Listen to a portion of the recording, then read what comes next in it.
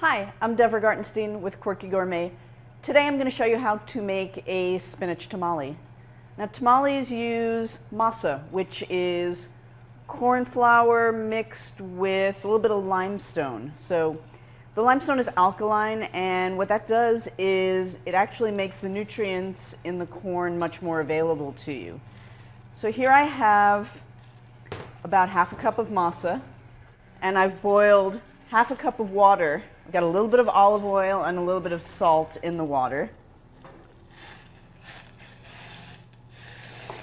And I'm going to mix this with the masa.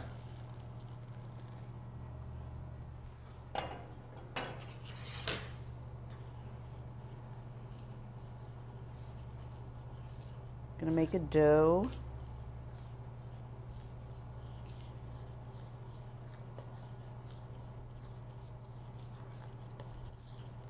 So here you have the tamale dough, and I'm going to take some of this and I'm going to spread it on a corn husk. You can buy corn husks at any kind of Mexican grocery store. A lot of supermarkets have them as well.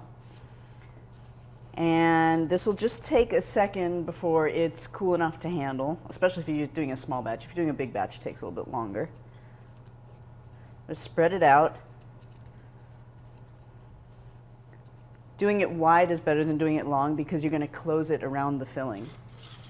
Here I have some spinach that I've pan-fried with just a little bit of garlic.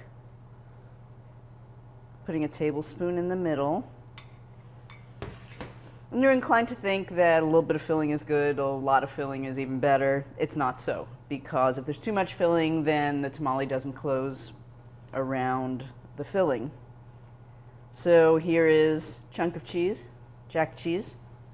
And then I just close this around here, shape it, press the ends together, just like that.